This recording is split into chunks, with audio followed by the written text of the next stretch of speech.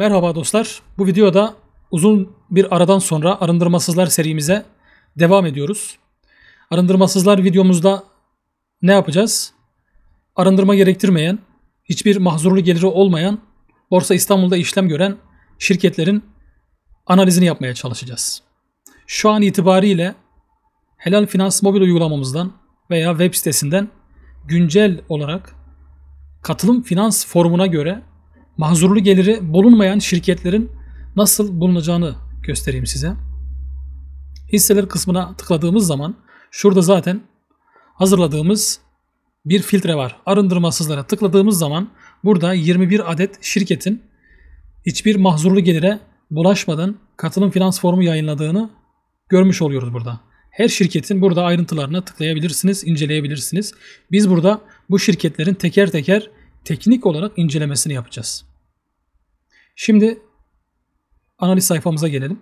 Önce katılım endeksini analiz edeceğiz. Sonra BIST 100 endeksini ve BIST tüm endeksini analiz etmeye çalışacağız. Bunların da öncesinde arındırma nedir?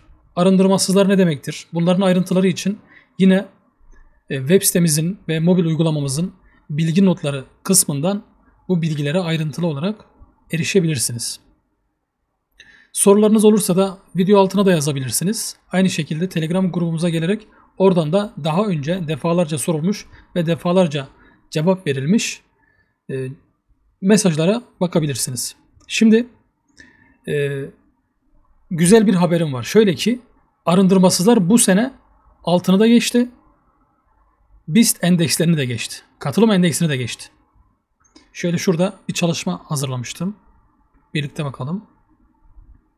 Bugün 31 Temmuz 2025. Yani Temmuz ayının bitirmiş olduk. Dolayısıyla bir hesap yaptım. Arındırmasızlar dediğimiz 21 adet şirketin 2025 yılı içerisindeki 7 aylık performansı toplamda ortalama olarak %78,88 olmuş. Bu muazzam bir şey. Tabi burada en büyük payı şu arkadaşımız yapmış. Dagi Yatırım Holding. Şöyle göstereyim bakın. Neredeyse Ocak, Şubat, Mart ayıyla birlikte, Şubat'ın sonuyla birlikte burada neredeyse 10x yapmış. Yani 10 kat yükselmiş. En büyük payı bu sağlamış. Diğerleri de teker teker inceleyeceğiz. Sadece değinmek istediğim nokta dostlar, yani bunun önemini anlatmaya çalışıyorum. Affedersiniz. Daha önceki videomuzda da şunu anlatmıştım. BIST katılım tüm endeksinin kendi muadili olan endekslere karşı ne kadar yüksek bir getiri getirdiğini, aynı şekilde BIST katılım 100 endeksinin BIST 100 endeksine göre ne kadar iyi performans gösterdiğini anlatmaya çalışmıştım. Bu ne demek? Aslında katılım endeksleri sadece katılım endeksi yatırımcısına değil, kazanmak isteyen tüm yatırımcılara hitap eder. Şimdi burada arındırmasızlarla ilgili de bir neyimiz oldu? Bir mottomuz oldu. Arındırmasızlar da aslında herkese yetebilir. Çünkü burada Albaraka'da var, BİMAŞ'ta var, Bossa'da var, işte Fuzul Gayrimenkul var, Katılım Evim var, sağlık sektöründen Medikal Park var, işte Samat var matbaadan, Gayrimenkul, Yunsa, bunların hepsi farklı sektörlerden. İnşallah şirketlerin hassasiyeti de arttıkça buradaki sektörel çeşitlilik de artacak. Haliyle şu an 21 olan sayı 100'de olacaktır. Buna eminim. Ama yavaş yavaş. Elbette bu 21 şirketin içerisinde katılım hassasiyetine sahip olmayan şirketler de olabilir. Çünkü esas sözleşmesine göre gün gelir farklı bir kriz senaryosuyla karşılaşıp faize veya başka mahzurlu gelirlere bulaşabilecek şirketler olabilecektir. Yani arındırmasızlar listesine girip sonradan çıkanlar da olabilmektedir. Bunların da takibini sizlerin yapıyor olması gerek. Şimdi tekrar buraya geliyorum. Arındırmasızlar yılbaşından itibaren 31 Temmuz'a kadar %78,88 gibi bir getiri getirmiş. Bu muazzam bir oran. Bir hesap daha yaptım. Yani kendimizi kandırmayalım. Yankı odasında birbirimize bağırıp o sesin tekrar bize geldiği gibi kendimizi kandırmamak için ben buradaki Dagi Holding'in işte %1094 gibi bir getirisi var 7 aylık süreçte. Bunu çıkardığımızda işte %500, %600 civarı bir getiriye ulaşmış oluyoruz. Yani Dagi olmasaydı %79 olur muydu? Olmazdı. Kaç olurdu? Yine BIST katılım tüm endeksi gibi 24 ile 25 arasında bir değere dengelenirdi. Yani bu da ne demek? Yine arındırmasızlar BIST endekslerini de geçmiş oldu. Bunun altını özellikle çiziyorum. Gram altınla da kıyaslayacak olursak arındırmasızlar zaten onu da geçmiş. Temmuz ayı itibariyle, daha doğrusu Haziran ayı itibariyle güncel enflasyon oranı %35'ti. %35'i çıkardığımızda 78'den zaten reel olarak da artıda olduğumuzu görüyoruz. Yine reel olarak artıda olduğumuz bir varlık sınıfı da gram altın. Gram altın da kazandırmış. %9,5-10 gibi. Enflasyonu yenmiş. Ama diğerleri yenememiş şu an itibariyle. Fakat ben yine söylüyorum, yıl sonuna doğru borsa altına da yaklaşacak, hatta altına da geçebilecektir. Çünkü ben faiz indirim hikayesinin borsada yavaş yavaş fiyatlanmaya başladığını düşünüyorum. Ve bunu zaten görüyoruz son bir ayda. Dolayısıyla borsada güzel günler devam edecek. Çünkü yükseliş trendi devam ediyor. Bunu birazdan ayrıntılarıyla bakmaya çalışacağız. Gram altın %44, BIST katılım tüm endeksi 7 aylık süreçte %26,63, BIST tüm endeksi %15,32. Yani aradaki farkı görüyorsunuz değil mi dostlar? Aslında teknik olarak bizim altın, dolar veya başka bir varlık sınıfıyla borsadaki bir şirketi kıyaslamıyor olmamız lazım. Çünkü bunlar hisselerle karşılaştırılmalı. Aynı şekilde altın da altın fonlarıyla karşılaştırılmalı. Dolar TL de yine diğer paritelerle karşılaştırılmalı aslında. Euro TL ile. Biz burada biraz genel bir çerçeve sunmak adına bunları göstermek istedik. Dolayısıyla bu alt metni de mutlaka veriyor olmamız lazım. Yani BIST katılım tüm endeksi şu an bu sene itibariyle güzel bir performans sunuyor. Bizim portföyümüz bu kadar bir getiri sağladı mı? İşte o da bizim risk yönetim ve pozisyon yönetim anlayışımızla doğrudan ilgili bir mevzu. Orada biz kendimizi check etmemiz lazım. Bunu burada sonlandırayım. Bu güzel bir haber. Arındırmasızlar hem katılım endeksini yakaladı. Dagi Holding'i çıkardığımızda, Dagi Holding'i içeri koyduğumuzda zaten 3 kat daha fazla, normal BIST tüm endeksinden neredeyse 5 kat fazla getiri performansı göstermiş. Gram altına da neredeyse 2'ye katlamış. Dolayısıyla arındırmasızlara yatırım yapan, sadece ben mahzurlu geliri hiç olmayan şirketlere yatırım yapacağım diyen dostlarımız varsa bu sene içerisinde güzel getiri elde ettiler diye düşünüyorum. Yani bu sene böyle oldu, seneye belki olmaz ama bunu istikrarlı bir şekilde yaparsak hem bu şirketlere bir katkımız olacak. Çünkü bizim bu şirketleri seçiyor olmamızın sebebi mahzurlu gelirlere sahip olmaması. Ve böyle yavaş yavaş arındırma gerektirmeyen, haram faaliyetlere girişmeyen şirketlerin sayısını da aslında biz bir nevi dolaylı olarak artırmış olacağız. O yüzden arındırmasız şirketlerin sayısının artması için bu konuda farkındalığımızı üst seviyeye çıkarmamız gerekiyor ve bunu insanlara anlatıyor olmamız gerekiyor. Ben burada söylediğim zaman siz bunu kendinize saklamayın lütfen. İnsanlara aktarın. İnsanlarla paylaşın. Bizim ismimizi veya kanalımızın ismini vermenize gerek yok. Ama katılım endeksinin gelişmesi için mutlaka bu farkındalığın herkeste olması gerekiyor. Katılım endeksi yatırımcıları için söylüyorum. Şimdi endeks yorumuna gelelim. Dostlar, şurada gördüğünüz bir yükselen üçgen formasyonu. Hedefi de 12.500 civarı. 27 Haziran itibariyle, daha doğrusu 30 Haziran itibariyle işte kurultay davasıyla ilgili netleşme meydana geldikten sonra borsa açıkçası haberleri sırtına alıp faiz indirim hikayesiyle birlikte bir yükseliş trendine girdi. Neden? Çünkü daha önce bakın defalarca geçilemeyen 10.600 ve 10.700 puan dirençleri artık geçilmiş oldu. 1, 2, 3, 4.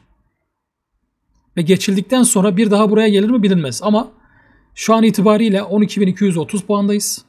Ve 12.500 puana geldiğimiz zaman yükselen üçgen formasyon hedefine ulaşmış olacak. Bir de benim asıl düzeltme beklediğim yerde Fibo 1.618 dediğimiz altın oran seviyesinde, yani 13.250 diye yuvarladığımız zaman bu seviyenin bir düzeltme yeri olabileceğini düşünüyorum. Sebebi de tamamen Fibonacci. BIST 100'e gelmek zorundayım. Çünkü BIST 100'e herkes bakıyor. Ben açıkçası BIST 100'ün tüm borsanın şirketlerinin performansını ölçtüğünü düşünmüyorum. Bu bahsettiğim tespit sadece hayali bir tespit değil, bu makalelerle de ispatlanmış bir tespit. Dolayısıyla BIST 100'e baktığımız zaman hem zaten ilk 100 hacimli, piyasa değeri yüksek 100 şirkete bakmış oluyoruz. Hem de biz katılım endeksi yatırımcısı olduğumuz için bizim buna bakmamız da aslında yersiz. Çünkü biz illa ilk 100 şirkete bakmamız gerekiyorsa bizim BIST katılım 100 endeksine bakıyor olmamız lazım. Dolayısıyla yani herkes buraya baktığı için biz de bakmak mecburiyetindeyiz. Ama bunu yavaş yavaş bitirmek istiyorum. BIST 100 endeksi hem borsanın genel bir performansına dair bize bir fikir sunmuyor artık. Eğer böyle bir çerçeve verebilecek bir endeks arıyorsak BIST 100 değil, bu BIST tüm endeksidir. Çünkü geldiğimiz noktada işte BIST 30 olsun, BIST 100'deki şirketler olsun, çok sınırlı bir hareket alanı içerisinde kalmalarına rağmen yan tahtalar dediğimiz, bu isme de çok mesafeliyim bu arada. Piyasada bunlar söylendiği için söylemek zorundayım. Yani çok hacimli olmayan, BIST 100'de olmayan, görece sığ piyasalarda işlem gören şirketlerin daha fazla fiyat performansı gösterdiğini görüyoruz. Örnek vereyim mesela BİMAŞ'tan. BİMAŞ'tan örnek verelim mesela. Mesela BİMAŞ'ta dostlar yılbaşından beri, hani yılbaşında 1 Ocak'ta alan biri şu anda neredeyse kar etmemiş durumda olacak. Şuradan şöyle yaptığımız zaman yani 0,09, hani ne almış ne kazanmış. Hatta enflasyonu da hesaba kattığımızda 6-7 aylık bir enflasyon %16-17 civarıydı galiba. Hani aslında eksi %17'de BİMAŞ alan kişi. 1 Ocak'ta alan kişi. Dolayısıyla BIST 30'da olan bir şirket bu. BIST 50'de bulunuyor, BIST 100'de bulunuyor. Ama işte Dagi Holding olsun, yan tahtalar dediğimiz BIST 100'de olmayan şirketler olsun, onlar çok daha yüksek performans göstermişler. O yüzden odağımızı hep BIST 100'e bakarak sınırlamayalım diyorum. Yani aslında bu konuyu başka bir videoda daha ayrıntılı, daha ispatlı bir şekilde irdelemek istiyordum. İnşallah onun da zamanı gelir. Burada söylemiş oldum. Demek istediğim şey kısaca, BIST 100 endeksine bakmak bizim için bir anlam ifade etmiyor. Bakacaksak BIST katılım 100'e bakmamız lazım. Ama ona da bakmamıza gerek yok. Çünkü biz tüm piyasayı incelemek istediğimiz zaman BIST katılım tüm endeksine baktığımız takdirde çok daha geniş bir çerçeve ve daha doğru veri elde edebileceğimizi düşünüyorum. O yüzden sadece BIST katılım tüm endeksine baktığımız zaman aslında bizim borsaya dair tüm fikrimizi, tüm görüşümüzü burada temellendirmemiz için yeterli oluyor bunlar. Bunu da söyledikten sonra hemen özetliyorum BIST katılım tüm endeksinin analizini. Telegram grubumuzdaki dostlar hatırlayacaktır. Ben borsa için neredeyse 3-4 aydır, yani fiyat şu hareketli ortalamaların üstündeyken ve turuncu trendin üzerindeyken, yani 9.945, yani 10.000'in altına düşmediği sürece şu bölgelerde ben pozitiftim. Ve 30 Haziran'la birlikte yeni bir zirve yaptıktan sonra zaten artık yükseliş trendi teyit edilmiş oldu. Haliyle yıl sonuna kadar faiz indirim hikayesiyle birlikte bu yükselişler devam edecektir. Düzeltmeler olduğu takdirde önemli destek seviyelerinde tekrar fırsatlar oluşabilir. Bunun da takibini birlikte yapıyor oluruz inşallah. Şimdi arındırmasızlar hisselerine giriş yapalım. Albaraka ile başlayalım. Albaraka gayet güzel bir grafiği var. Şöyle ki hemen güncel seviyelere gelelim. 8,75 önemli bir destek. Onun üzerinde kalması şart bizim için. Bir de 9.29, hatta bunu 9.30 dediğimiz zaman, yuvarladığımız zaman orada da bir satış baskısı oluşabilir. Yani fiyat şöyle bir hareket yapıyor olabilir. Şurada bir bayrak formasyonu oluşturabilir, üçgen formasyonu oluşturabilir. Bunun takibini yapıyor olmamız lazım. Şu anda bir yükseliş trendi devam ediyor, doğru. Ama bu yükseliş trendinin devam etmesi için Albaraka'nın 9.30'un üzerinde buralarda bir kapanışlar görüyor olmamız gerekli. O yüzden 8.75 üzerinde kaldığı sürece pozitif, 9.30'un üzerine çıktığı zaman da yükseliş trendi momentumunu artırarak yükselişini devam ettirecektir diye söyleyebiliriz.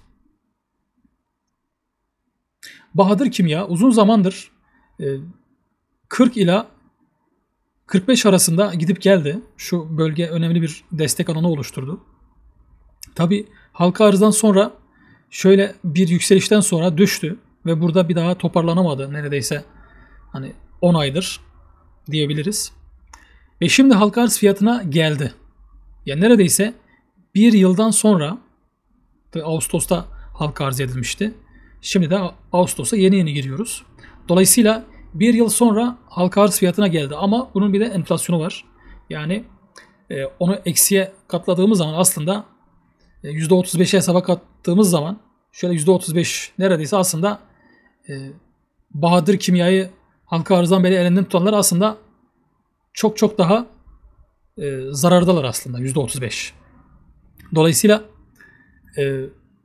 teknik analizine gelecek olursak şu anda bir yükseliş trendi başlamış durumda. Şunların hepsini silelim. Bakın burada bir tepe vardı. O tepe gayet nizami bir şekilde aşılmış. Yani 51.85. Bunun üzerinde kalması gerekiyor.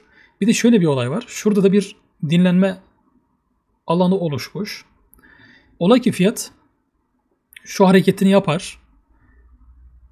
49 ve 47 aralığına gelirse bu bölge çok güzel bir alım fırsatı oluşturabilir. Çünkü burası önemli bir destek. Önemli bir talep bölgesi. Düşecek demiyorum. Eğer düşerse bir alım fırsatı oluşturabilir diye düşünüyorum.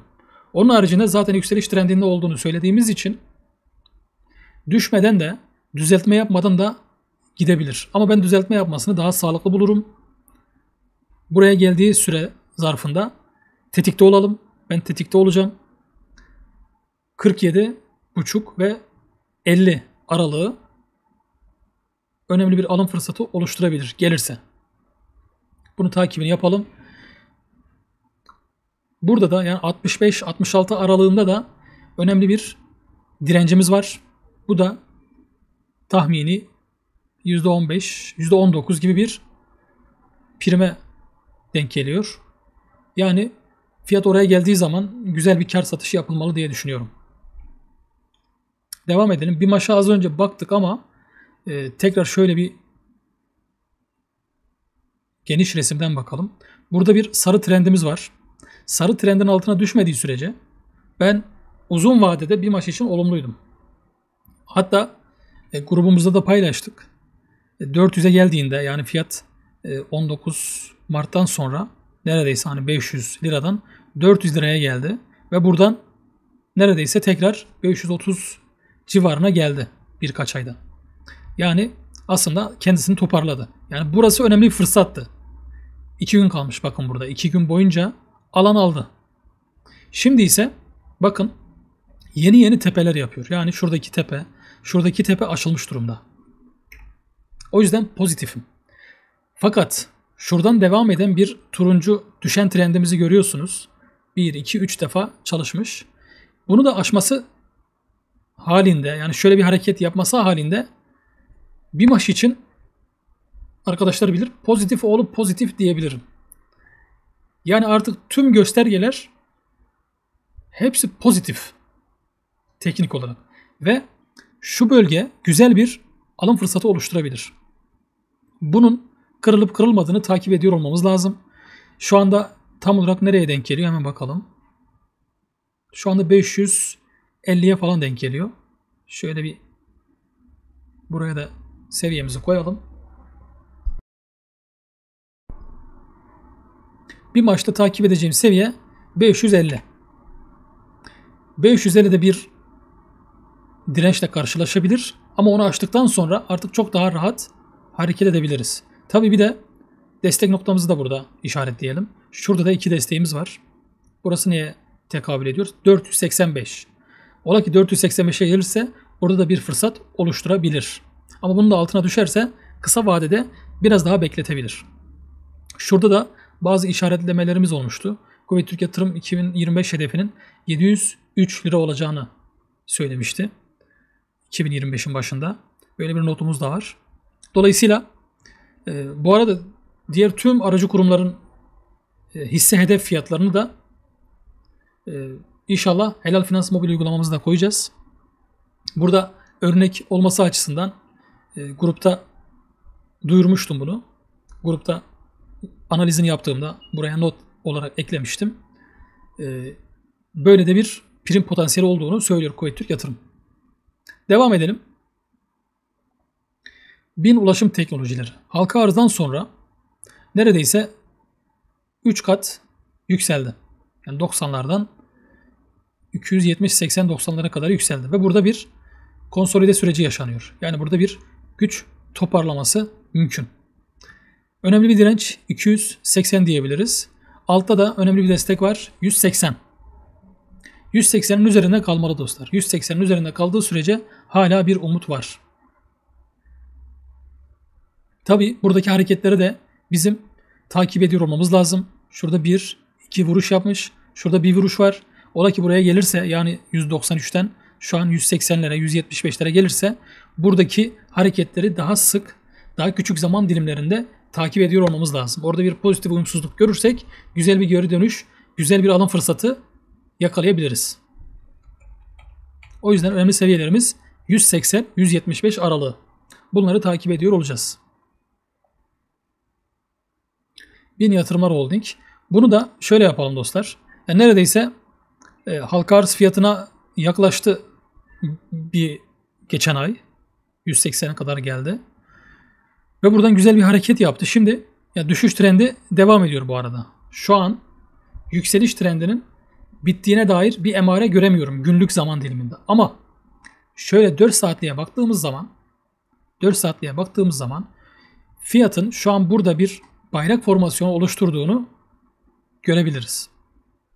O yüzden hatta biraz daha şöyle 2 saatliğe gelelim. Biraz daha zoom yapalım.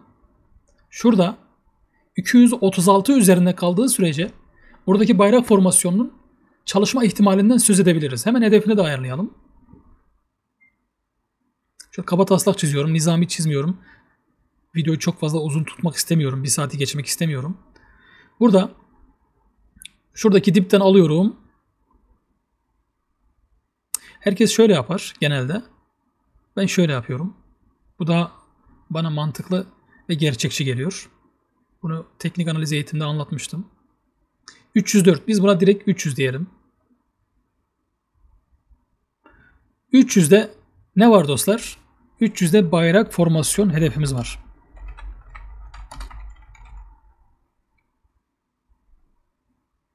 Bunu burada birlikte sizinle not etmiş olduk. Tabii bunun şartı ne? 236'nın üzerinde kalması. Kalmazsa buradaki bayrak formasyonu iptal olur. Ama bir de buradaki önemli destekleri de şurada işaretleyeyim ben. Birlikte bir plan çizelim sizinle. Ola ki fiyat 215 ile 205 arasına gelirse yani şu bölgeye burası bence çok önemli bir fırsat yeri. O yüzden 205 ile 215 arasına düşmesi halinde de bu desteğin de bu talep bölgesinin de güzel bir şekilde çalışacağını düşünüyorum açıkçası. Bu seviyeleri takip edelim. Şimdi Bossa'ya geldik. Bossa'da şöyle günlük grafiğe baktığımız zaman burada dostlar 7.30'da bir dirençle karşılaştığını görüyoruz. Son birkaç gündür önemli ve sert hareketler yapıyor. Yani inşallah şöyle bir harekette görürüz. Göreceğiz inşallah. Şöyle ki burada 7.30 önemli bir direnç seviyesi. Takip edenler, yatırımcısı olanlar muhtemelen biliyorlardır. Burada güzel bir tavan gördük ama üzerinde kapanış göremedik. Ve kapanışın nerede olduğunu baktığımız zaman nerede olduğunu görüyorsunuz neredeyse. Yani gün içerisinde 7.77'den 6.75'e düştü. O yüzden bu seviyelerin üzerine kapanış önemli bizim için. Şu anda borsa için birçok şey söyleyebiliriz. Hani şöyle bir çanak formasyonlu siz de fark etmişsinizdir. Buradaki hedefi hemen alalım. Şuradaki çanak derinliğini. Bu arada buna çanak yerine başka bir isim de takabilirsin. Formasyonun mantığını anlamamız gerekiyor. Formasyonlar oradaki fiyat hareketlerinin olgunlaşması için gereken süreleri ifade eder bize. O sürelerde yaptığı çeşitli şekillerde tıpkı bizim küçükken bulutlara bakıp da işte bu bulut şuna benziyor, şu şuna benziyor, ata benziyor, köpeğe, kediye benzettiğimiz gibi buradaki formasyonları da istediğimiz şekillere benzetebiliriz. Ya ben buna şey de diyebilirim. Ters Harran kubbe formasyonu da diyebilirim. Urfalı olduğum için. Ama literatüre geçtiği için çanak formasyonu, hatta ters bir Adem Havva formasyonu da diyebiliriz.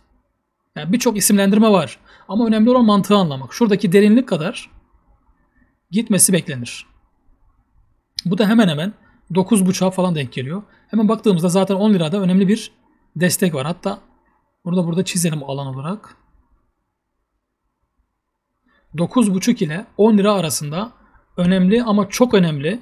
Yani şuradaki 9.30'dan buradaki dirençten çok daha önemli ve güçlü bir ne var burada? Direnç var. O yüzden fiyatın önce 7.30'un üzerinde kapanışlar görmesini beklememiz lazım. Kapanışları gördükten sonra artık buradaki alıcılar kendilerini ispatlamıştır ve bir sonraki hedef olarak 9.5-10 lira aralığına gitmek isteyecektir. Şu anda direnç altında olduğu için biraz daha bekletebilir ve satış baskısı biraz daha fazla olabilir. Garantiye almak için ne yapılabilir? 7.30'un, 7.50'nin üzerine kapanışlar görülmeli. Burada birkaç mum görüldükten sonra o şekilde girilebilir teknik olarak ve sonra da hedefte 9.5 ve 10 lira olarak takip edilebilir diyebiliriz. Olur da düşerse ne yapılır? Şu 4 saatliğe gelelim. Bakın şurada tam olarak şurası önemli. Çünkü burada bir dirençle karşılaşıp sonra düşmüş ve burada da neredeyse birkaç gün boyunca aşamamış. Burası ne? Ne seviyesi? 6.33. Burası önemli. Seviye değil de alan olarak alalım burayı da. Burayı da yeşil yapalım. Ola ki fiyat 6.26 ve 6.35 aralığına gelirse işte burası tıpkı şu 7.30 ve 7.50'nin üzerinde kapanışları beklediğimiz gibi o kuvvette bir destek olabilir. Yani takip edeceğimiz bir seviye de burası. Dagi Yatırım Holding. Yani bu arkadaş sağ olsun arındırmasızlar listemizi yukarı götürdü sağ olsun. Yani tavan serileriyle. Gayet güzel bir prim de yaptı. Şu anda önemli seviye olarak 116 ve 124 seviyeleri benim için önemli. Günlükte bakıyorum. Oraya gelirse fiyat değerlendirebilirim. Biraz daha 4 saatliğe geldiğimiz zaman şurada bir desteğimiz var. 146. Bir de şurada 134'te bir desteğimiz var. 1 saatliğe geldiğimiz zaman yani bu arkadaşta galiba brüt takas şey mi var? Yani bazı kısıtlamalar var. Bildiğim kadarıyla online olarak direkt emir veremiyorsunuz. Ya o tür şeyleri de lütfen siz kendiniz araştırın. Sonra aldım sanırsınız ama bir bakarsınız almamışım. O yüzden lütfen brüt takas vesaire gibi kısıtlamalar varsa bunları özellikle takip edin. Şu aşamada şurada bir direnç var. 190'da. 190'ı aşarsa zaten yükseliş trendine devam eder. Bunu bu şekilde bitirmiş olalım. EBB'ye gelelim. EBB'de dostlar tıpkı Albaraka gibi, tıpkı BİMAŞ gibi hiç katılım endeksinden çıkmayan bir şirket. Halka arzdan beri. EBB. Ve arındırmasızlardan da çıkmayan bir şirket. Orası önemli. Şimdi teknik olarak bakalım. Teknik olarak beğendiğim seviyelerde bu arada. Daha önce hatırlayanlar olur mu bilmiyorum. Fiyatı şuralardayken güzel bir analiz yapmıştık Helal Finans grubumuzda. Ve dönüş yerini de gayet güzel bir alanla bulmuştuk. Onu da grupta eski mesajlara bakabilirsiniz Ebebek diye aratarak. Şu anda ben yakın dostlara da söyledim açıkçası Ebebek'le ilgili fikirlerimi. Burada güzel bir geri dönüş emaresi var. Her ne kadar şirket gelir olarak işte temel analiz bakımından çok mükemmel olmasa da ben oraya bakmıyorum özellikle. Benim karar mekanizmamı teknik analiz belirliyor ve trend takipçiliği belirliyor. O yüzden Ebebek grafiğinin şu anda bir yükseliş trendine girdiğini görüyoruz. Ve bunu buradan söylüyorum. Şuradan sarı düşen trendi görüyorsunuz. 1, 2, 3. Şuradan da 1, 2, 3 defa güzel bir destek almış. Sonrasında düşmüş neredeyse Mart ayından beri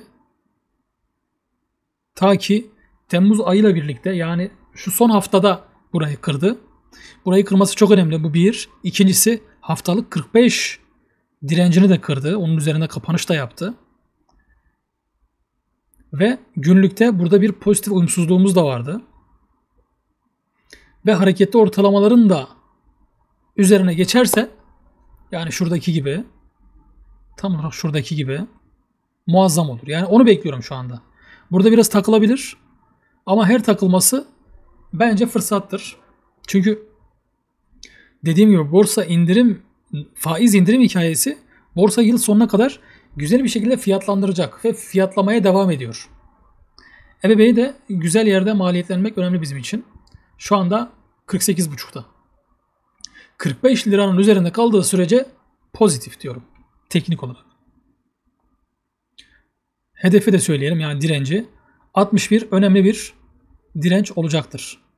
Ve aynı şekilde şurası da bakın burada direnç olarak çalışmış. Şurada bir kavga yaşanmış, destek olarak çalışmış ve sonra düştükten sonra bir daha da kendine gelememiş. Burası neresi? 52,5. Burası da önemli bir direnç olarak çalışabilir.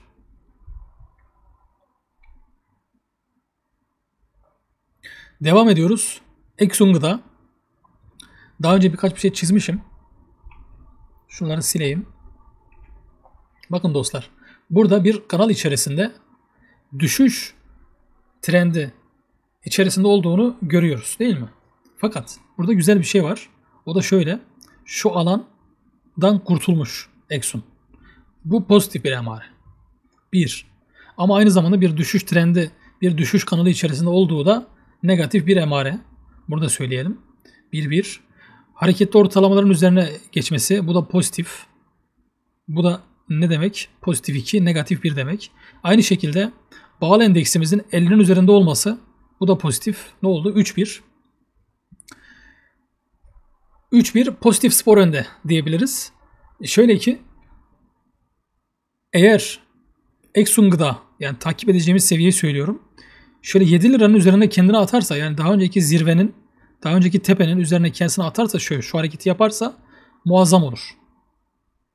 Ve ben yapacağını düşünüyorum. Bir şartım var. O şartım da ne? O şartım da şu. 5.70'in üzerinde kaldığı sürece. 5.70'in üzerinde kaldığı sürece yavaş yavaş bu düşüş kanalını da kıracaktır. 7 lirayı da kıracak. Ve onun üzerinde kapanışlar yaparsa daha güzel hedefler gelecektir diye düşünüyorum. O hedefleri de hemen burada söyleyelim. 8 lira. Şurada da 9,5 lira diyebiliriz. Eskom. Evet.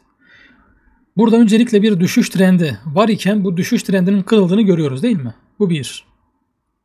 Ve şurada bir kanal içerisinde hareket eden grafiğin kanalın yukarısına kırdığını görüyoruz. Bu da pozitif. Ya genelde şöyle bir şey bekleriz. Burada aslında bir direnç olarak çalışmış, düşmüş ama sonra daha fazla güç toplayıp, yani şuradaki dirençler desteğe dönüşmüş ve gelip bu güçle yeni bir tepe yapmış. Dolayısıyla Eskom, yani Escort Teknoloji'de teknik olarak bir yükseliş trendine girmiş. Bu yükseliş trendinin devamını bekliyoruz. Önemli seviyeleri söyleyeyim. Önemli seviyeleri 3.18, 3.18 ve 3.50. Şunu silelim. Trendimizi kırdık zaten. Şurada da önemli bir neyimiz var? Önemli bir direncimiz var. 4.20 diyelim buna da. Ben açıkçası buralarda kalmayacağını düşünüyorum. Yani şöyle seviyeleri söyleyelim, 5 lira ve burada da 7 lira diyelim, direkt düz yapalım.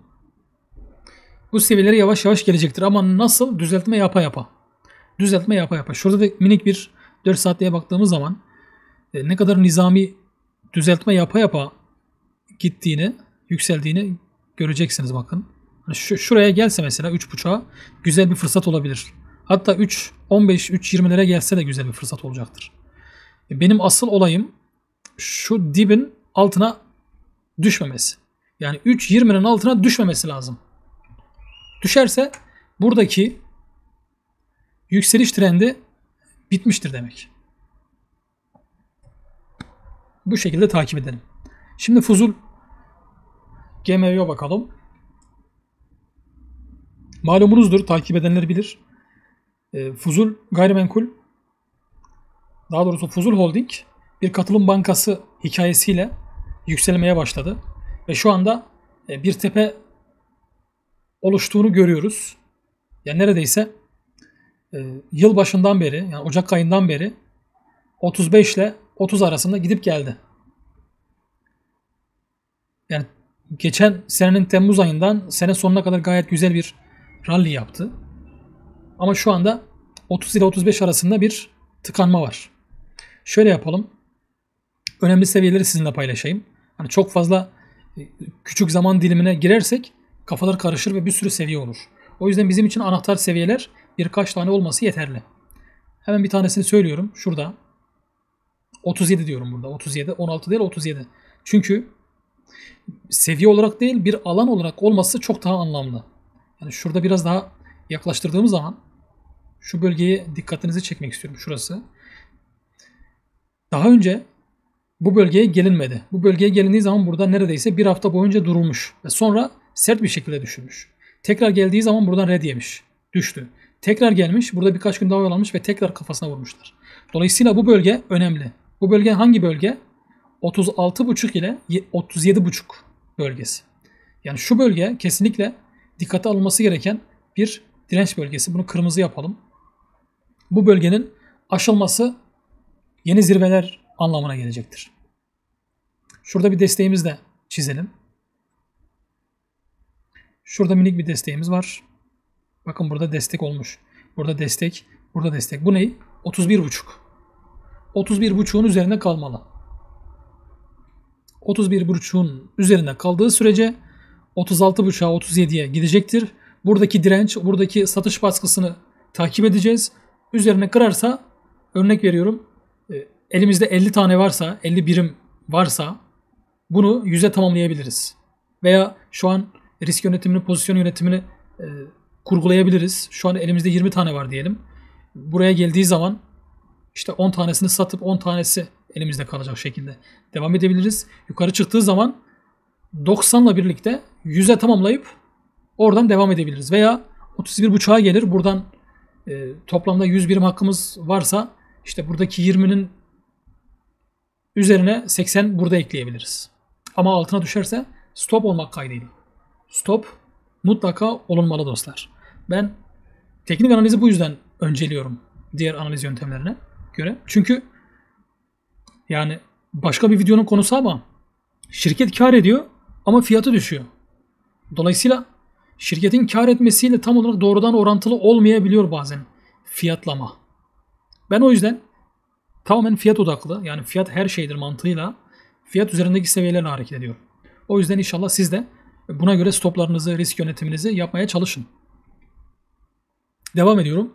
Bir gıda firması olan Gündoğdu Gıda. Bu da halka arza girdikten sonra, yani halka arz edildiğinden beri katılım endeksinden çıkmayan, aynı zamanda arındırmasızlardan da çıkmayan bir şirket dostlar. Gündoğdu Gıda. Bunu da notuna eklemiş olayım. Hani hiçbir şekilde mahzurlu geliri yok ve diğer mahzurlu varlığı ve mahzurlu borçları da yok. Helal Finans'tan siz de kontrol edin, takip edin. Bu notu da düşmem lazım. Şimdi burada halka arz fiyatı zaten 38.40 civarıydı. Şu an 2'ye katlamış durumda halka arzdan. Ama şurada bir zirvemiz var 77. 77 diyelim. 77'ye gelecektir. Ama önce şurayı aşması lazım ki aşmış. Hani bu hafta 66.5'u aşmış. Yani daha önce Ocak ayının ortasında yaptığı zirveyi aşmış. Biraz daha zoom yaptığımız zaman aslında 11 Temmuz'da bir deneme yapmış.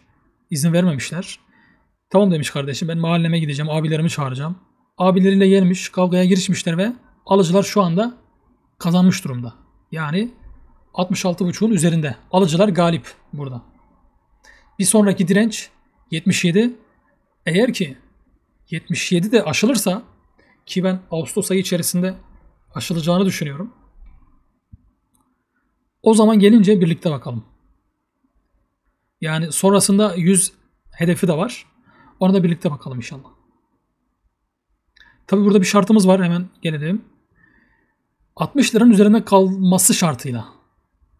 Bakın burada direnç, direnç, direnç ve sonra kırılıyor ve destek olduktan sonra devam ediyor yoluna. O yüzden 60'ın üzerinde kalması şartıyla diyorum ki şu anda trend pozitif. Yeni zirveler, yeni tepeler yapıyor ve 77 lira da Ağustos ayı içerisinde gelmesi çok muhtemel seviyelerden biridir.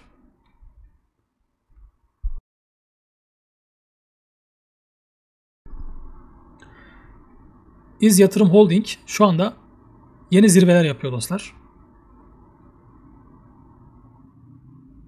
Şimdi şöyle ki daha önce bir 78 liradan bir tepe yapmıştı. Geçen sene Ağustos ayında. Ve şimdi Ağustos'a birkaç gün kala o seviyeyi aşıyor. Hatta kapanışa göre baktığımız zaman bir kapanış yapmış burada. Şimdi elinde olan için buralar tutulması gereken yerler bence teknik olarak. Çünkü şu an bunun üzerinde bir kapanış yapıldığı için devam. Ama olay ki elinizde yok. Yani benim elimde olmadığı için o gözle bakıyorum şu anda teknik olarak. Daha önce burada bir direnç var. Burada da bir direnç gerçekleşmiş. 55 liradan bahsediyorum. 55 liraya gelirse şurada güzel bir alım fırsatı oluşturabilir. Hatta şurada bir alan olarak söyleyecek olursak da 55 ile daha doğrusu 54 ve 48 aralığı güzel bir destek ve talep bölgesi olarak çalışarak oradan hacimli bir yükseliş meydana gelebilir. Bunu da senaryolarımıza ekleyelim. Bir de sert hareketler yaptığı için emin olamıyoruz. Yani bizim belli doğrularımız olmalı ve bu seviyeler üzerinden hareket etmeliyiz. Yani öncesinden karar almışsak, benim mesela şu an elimde yoksa ben beklerim. Yani direkt girmem. 48 ve 55 aralığına geldiği zaman ben bunu fırsat olarak değerlendirir ve iyi bir şekilde takip ederim orada. Almayı da düşünürüm.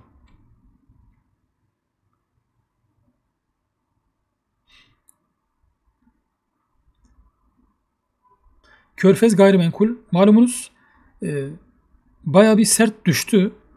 Yani güzel de bir yükseliş yaptı. Geçen sene neredeyse bir sene boyunca. Bakın Nisan 2024'ten neredeyse Nisan'ın sonuna kadar bir sene boyunca güzel bir yükseliş yaptı. 1.80'den 6.5'a geldi neredeyse.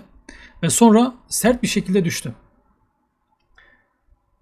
Ve 2.5-3 aralığında güzel bir tepkiyle neredeyse %62 gibi bir kar gördük burada. Ve şimdi 4 saatliğe inelim. Körfez Gayrimenkul katılım endeksinden çıkmayan, %50'si borsada olan, kalan %50'si de Kuveyt Türk Bankası'na ait olan bir gayrimenkul yatırım ortaklığı firması. Dolayısıyla bu firma da hem katılım endeksi şirketi hem de arındırmasızların daimi üyesi diyebiliriz. Burada not olarak söylemiş olalım. Çünkü bazı arkadaşlar soruyorlar. Yani bazı arındırmasızlar çıkıp girebiliyor. Ben özellikle gördüğüm zaman bunu not olarak söylüyorum ki sizler de ona göre uzun vadeli düşünün bu hisseleri. Şimdi burada Burada bir küçük bir hareket olmuş. Sonra daha derin bir hareket olmuş. Şöyle bir hareket mümkün mü? Yani omuz, baş, omuz hareketi. Mümkün. Mümkün ama faraza konuşmayalım. Şu an fiyatın açıkçası tekrar 3.5'tan ben bu gri alana gelmesini bekliyorum. Çünkü gelirse oraya buradan alamayanlar, şuradan alamayanlar tekrar buradan alacaktır. Ve aynı şekilde fiyat buraya geldiği zaman biz bir pozitif uyumsuzluk da görürsek şahsen ben şurada alanlardan olurum. O yüzden şunu söyleyeyim. Fiyat evet yeni bir tepe yapmış. Bakın şuradaki tepeyi aşmış. Bu ne demek? Bu Körfez Gayrimenkul yeni bir yükseliş trendine girdi demek. Tamam, bu cepte. Peki yükseliş trendine girdi ama elinde yok. O zaman bizim bazı seviyeleri belirleyip oralardan giriş yapmak için takip ediyor olmamız lazım. Hemen Fibonacci'mizi alıyoruz. Dipten çekiyoruz şuraya. Bakın burası altın oran. Yani altın bölge. Fiyat 3.15 ve 3 aralığına geldiği zaman yeşil yapalım burayı. Burası güzel bir alım fırsatı olacaktır. Güzel bir sıçrama yeri olacaktır. Çünkü Fibonacci'de altın oran çok iyi çalışır. Altın bölge. Şöyle bir hareket mümkün. Trendine bu şekilde devam edebilir. Burayı takip edelim. Tabii ki şurada da önemli bir direncimiz var. Burası çok önemli. Yani elimde olsa mesela ve fiyat buraya gelse en kötü ihtimalle %80'ini satarım burada. Ya bu kadar net konuşuyorum. Elimde olsa ve 5.40'a doğru gelse orasının ne kadar önemli bir direnç, önemli bir seviye olduğunu şuradan göstereyim. Bakın burası direnç olmuş. Aşamamış. Direnç olmuş. Burada da direnç olmuş. Açtıktan sonra burada destek olmuş ve aşağı kırdıktan sonra da bir daha kendine gelememiş. O yüzden 5.5, 5.40 çok önemli. Benim için. Devam edelim. Katılım evim. Katılım evim şu an yükseliş trendinde. Hem karlı bir şirket iş modeliyle hem de kazandırmaya devam ediyor. Yükseliş trendi olduğu için pozitif. Şöyle yapalım. 4 saatliğe getireyim. Birkaç seviye işaretleyelim. Şurada görüyorsunuz dostlar. Şurada bir çanak formasyonu var diyebiliriz. Bunun seviyesini aldığımız zaman tam olarak şu bölgede bir hedef olabileceğini söyleyebiliriz. Hemen sizinle birlikte not edelim.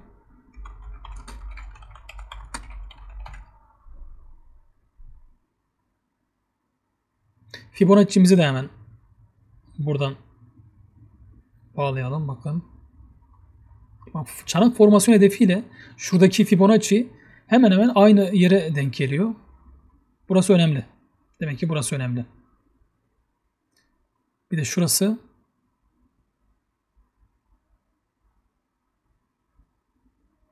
Bir de yani ne kadar nizami olduğunu göstermek adına. Ben aslında hani 1.272 çok baz almıyorum. Ama 1.618 benim için önemli. Ve nereye geldiğini görüyorsunuz değil mi? Daha önce yaptığı zirve neredeyse Fibonacci altın oran seviyesine denk geliyor. Bu ne demek? Bu seviye çok çok önemli bir direnç seviyesi. Fiyat buraya geldiği zaman hani temel, teknik, haber hiçbir şeye bakmadan kesinlikle kar alınması gereken bölge veya elinizde yoksa mesela asla alınmaması gereken bir bölge.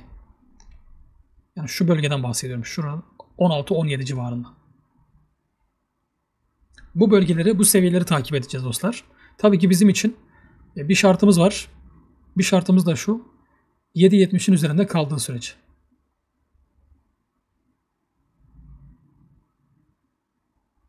%70'in üzerinde kaldığı sürece bu bahsettiğimiz seviyeler yavaş yavaş gelecektir. Neden? Çünkü yükseliş trendinde. Düzeltme yapa yapa gelir diye düşünüyorum. Bakalım. Kızılbük. Kızılbük'te son birkaç gündür yeni bir zirve yaptı. Daha önce geçemediği zirveni geçti. Bu tepe neydi? 13.70 civarı. Bugün itibariyle yani 31 Temmuz itibariyle çok hacimli güzel bir mumla yükselişine devam etti.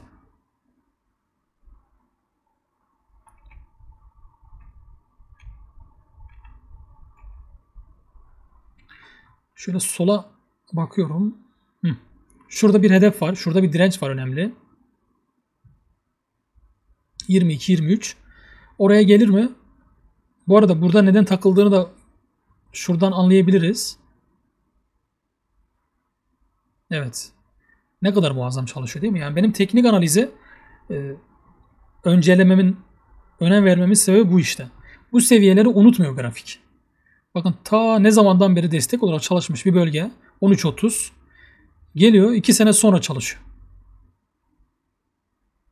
O yüzden önemli işte teknik analizdeki seviyeler. Şimdi şöyle diyoruz. Şurada bir desteğimiz var. 13 liranın üzerinde kalması önemli. 13 liranın üzerinde kaldığı sürece pozitif.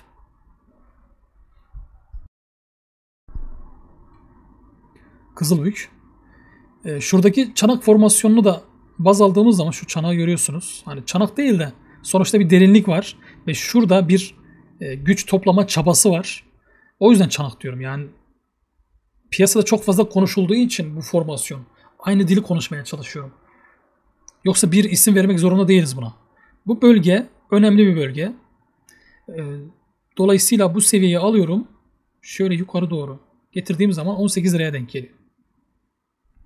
18 lira da önemli bir direnç olarak çalışabilir. Tabii bunun için bir şartım daha var. Bir şartım daha var. Kızılbük'ün yükseliş trendini bozmaması için. O da şu. Tam olarak fiyatın 12,5 liranın üzerinde kalması. Şurası benim için önemli. 12,5. Daha önce direnç olarak çalışmış. Bakın 2 defa. Sonra destek olarak çalışmış. Yani fiyat kötü senaryoda şöyle bir hareket yaparsa ben hala pozitifim burada. Hatta burada çok daha pozitifim. Çünkü burası destek olarak çalışması muhtemel önemli bölgelerde. O yüzden 12,5 liranın üzerinde kaldığı sürece Kızılbük yükseliş trendine devam eder diye düşünüyorum.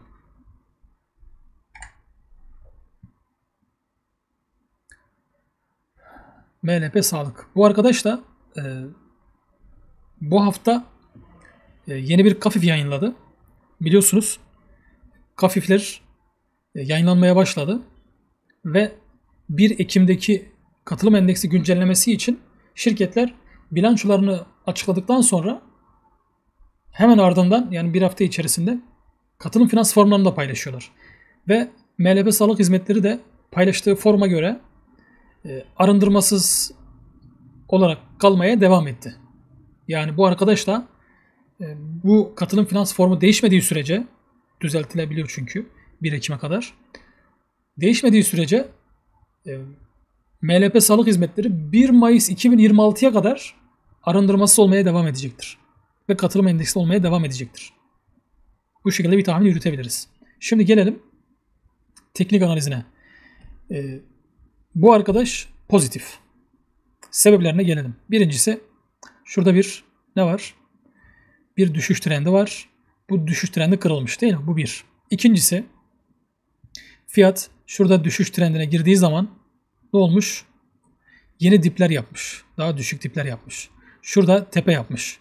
Ve 20 Haziran'dan sonra buradaki tepeyi aşmış fiyat. Dolayısıyla bu da bizim için ikinci bir pozitif emare. Hatta benim için çok önemli bir emare. Ne demek? Daha önceki tepenin üzerinde kapanışlar yapıyor olması o şirketin, o grafiğin artık yükseliş trendine girdiğinin tescili demektir. Size bitiyor. Yeni bir tepe yaptığı zaman hemen bir önceki dipten alıyorum Fibonacci'yi, tepeye çekiyorum. En kötü ihtimalle fiyat şuraya gelirse ve şuraya gelirse şu iki yer benim için güzel bir alım fırsatı olarak değerlendirebileceğim yerler. Yani 350 ve 320 ile 330 arası. Olur da düşerse diye. Ama düşmese bile yani burada risk yönetimi yani pozisyon yönetimi ön plana çıkıyor dostlar. Fonunuzu, portföyünüzü yönetir gibi. Örnek veriyorum. Burada elinizde 100 tane var. Şurada 300 tane alacaksınız. Şurada da 600 tane alacaksınız. Örnek veriyorum. Her halükarda elinizde var. Buraya geldi 300 tane 200 tane aldınız ama buraya düşmedi. O 400 tane ile 500 tane devam edersiniz. Ben devam ederim. Çünkü buraya gelmedi. Önemli seviyeleri de çizeyim şurada. 408 ve 420 önemli direnç seviyeleri. Buralarda satış baskısı olabilir. Takip edelim. Polisan Holding. Günlük grafikte bakıyorum şu anda. Şurada bir zirvemiz var. Bu zirveyi resmen şurada defalarca kırmış, altına düşmüş, kırmış, altına düşmüş. Hepsini siliyorum şu anda. Burada takip edeceğim bir seviye var. O da şu. Daha önce direnç olarak çalışıp sonra defalarca destek olarak çalışan bir bölge. Yani 3.60. 3.60'ın üzerinde kaldığı sürece Polisan Holding için ben teknik olarak pozitifim diyebilirim. Şurada da bir direncimiz var. 4.44. 4.5 da diyebiliriz direkt. Fiyat şu bölgede kendisini toplayacaktır. Yani güç toplaması lazım buradan. Tıpkı şurası gibi dostlar. Fiyat burada güç toplar ve sonra hareketini yapar. Fiyat aynı şekilde burada güç toplar ve sonra yukarı hareketini yapar. O yüzden bu seviyeleri takip ediyor olmamız lazım. 3.60'ın üzerinde kaldığı sürece yükseliş trendi devam edecektir. 4.5'un üzerine kendisini attığı zaman da zaten yeni zirveler konuşuyor olacağız. Devam ediyorum. Saray Matbaacılık, Samat. Matbaa sektörü nasıl bilmiyorum açıkçası. O konuyla ilgili çok fazla detaylı bilgim yok ama grafiğini çok beğeniyorum. Şöyle ki bakın buradan aldım 1, 2. Bak şuradan çok güzel çalışmış. Ve şimdi fiyat tekrar burada. Bir de size güzel bir şey göstereyim. Haftalık zaman diliminde şu merdiveni görüyorsunuz. Pozitif uyumsuzluk. Yani bu şu demek. Fiyat burada ölüyor gibi, düşüyor gibi veya yerinde sayıyor gibi görünse de aslında fiyat güçleniyor. Bu da şu demek. Samat için çok güzel bir potansiyel demek. Şurada önemli bir direnç bölgesini şimdiden söylüyorum. 38,5. Fiyat buraya gelecek. Yıl sonuna kadar gelmesini bekliyorum açıkçası. Şimdi bu az önceki büyük resimde. Şimdi biraz daha günlük zaman dilimine geldik. Neden pozitifim? Bir tespitimiz daha var. Bir pozitif etkenimiz daha var. O da şu. Şuradaki turuncu düşen trendimiz kırıldı. Yukarı doğru kırıldı. Ve güzel bir şekilde kırıldı ve üzerinde kaldı. Bu da önemli bizim için. Bir mesele de şu. Pozitif emaremiz. 19 liranın üzerinde kapanışlar yaptı. Yani daha önceki tepenin üzerinde kapanışlar yaptı. Ve hatta şöyle gösterelim. Bu zirvenin de üzerinde bir kapanış yaptı bugün. Bu da önemli. O yüzden pozitifim ben Samat için. Peki şartım ne? Şartım da şu. 17 liranın üzerinde kalması şartıyla. Yani fiyat şu hareketleri yapabilir şurada. Ama şu hareketi yaparsa kısa vadede sürünmeye devam eder. Yine uzun vadeli çizdiğim şu alttaki trendin üzerine geldiği zaman yine bir fırsat olacaktır ama o büyük resimde ve haftalık grafikte olduğu için biraz daha bekletebilir. Farkı iyi anlayın lütfen. Devam edelim. 2 tane şirketimiz kaldı. TDGO ve Yunsa. Onları da bitirip neredeyse 1 saatlik yayını tamamlayalım diye düşünüyorum inşallah. Bir de duyurum olacak videonun sonunda. Devam edelim. Şimdi TDGO güzel bir yükseliş trendinde görünüyor değil mi? Şuradaki turuncu trendimizi görüyorsunuz, çizgimizi. Bunun üzerinde kaldığı sürece pozitif, bu bir. Ama şu anda bir satış baskısı var. Bu satış baskısı 16-17. 16,17 civarında bir satış baskısı. Bakın defalarca direnç olarak çalışmış. Ve bir de ya onun yukarı kırılması çok önemli bizim için. Onu beklememiz lazım. Bir şartımız da şu: 14.5'un 14.30 14.40 civarındaki seviye mutlaka korunmalı. Onun kırılmaması lazım aşağı. Kırılsa bile sorun yok da biraz daha geciktirir kar etmemizi. Yani kırılabilir ama altta bizim güzel bir trendimiz var. Buradan yine bir destek alabiliriz. Yine güzel. Ama 16'nın 16.5 17 civarı şurada kapanışlar görmemiz lazım. Burası önemli. O seviyeyi mutlaka takip etmemiz lazım. Bir de TDGO'da şöyle bir şey var. Bu arkadaş çok sert hareket ediyor. Yani başladı mı şuradaki gibi bir iki haftada zaten işini bitiriyor. Sonra burada yakalandıysan zaten burada beklemeye mahkumsun. O yüzden 14.35 önemli. 16-17 seviyesi direnci önemli. Ve şuradaki yükseliş trendimiz, çizgimiz önemli. Ben bunları takip ediyorum.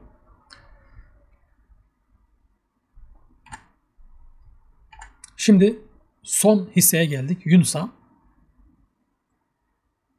Şöyle 4 saatliğe gelelim. Burada da bir yükseliş trendini görüyorsunuz. Çok nizami, çok güzel bir şekilde bir merdiven yapa yapa çıkmış. Görüyorsunuz. Ve şurada bir yükseliş formasyonu var. Yükselen üçgen trendi. Hedefini de bulmuş aslında. Şunların hepsini silelim. Yine burada trendimizi çizelim. Bu trendimizin üzerinde kaldığı sürece pozitif. Dostlar. Şurada bir hedefimiz var. Daha doğrusu direncimiz. 7 ila 7.5. Şu ikisini birleştirmemiz lazım. 7.5. Şurada da 7.20 dersek şurada önemli bir direnç seviyesiyle karşı karşıya gelebilir. Buraya geldiği zaman fiyat bir satış baskısı olabilir. Bunları neden söylüyorum? Şunun için söylüyorum. Ben risk yönetimimi şöyle yaparım. Elimde 100 birim hisse lot varsa mesela fiyat 7 liraya geldiği zaman bunun en az yarısını burada satarım. Kar alırım. Ya da maliyeti sıfırlarım. Çünkü burası direnç. Yani fiyat buraya gelir, burada oyalanır ve düşer. Buradan tekrar alırım. Tabii takip edebileceksiniz. 7 ile 7.5 önemli direnç seviyesi. Burada bir satış baskısı oluşabilir. Burası özellikle takip edilmelidir. Aynı şekilde şuradan çizdiğim trend de mutlaka takip edilmeli. Aşağı düşmemesi lazım. Fiyat şöyle bir hareket yapsa dahi sıkıntı yok. Hatta burada güzel bir alım fırsatı bile oluşabilir. Takip etmek lazım. Bu şekilde dostlar, arındırma gerektirmeyen, mahzurlu geliri olmayan Borsa İstanbul'daki şirketlerin teknik analizini, önemli seviyelerini paylaşmış oldum. Bundan sonra en az ayda bir arındırmasızlarla ilgili geniş çaplı bir analiz videosu yayınlamaya çalışacağım. Bunu daha sık yapmaya da çalışacağım. Ama söz verdiğim aylık olarak yapmak. Çünkü duyurmak istediğim bir konu da şuydu zaten. Kafifler yayınlanmaya başladığı için son Ağustos, Eylül 2 ayımız var. Bu 2 ay içerisinde en az haftada bir kafif bülteni dediğim, kafif analizi yaptığımız videolara başlıyoruz. Bu videolarda ne yapacağız? O gün veya o hafta kafiflerini yayınlayan şirketleri teker teker inceliyoruz. Bu yepyeni bir konsept olacak. Daha önce piyasada olmayan bir konsept olacak. Muhtemelen bizden sonra birçok kişi de yapıyor olacak.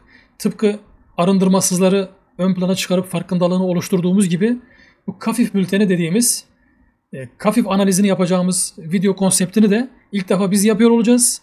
Ve bu şekilde haftalık veya günlük ama haftalık kesin, bazen bakarsınız bir günde genelde oluyor.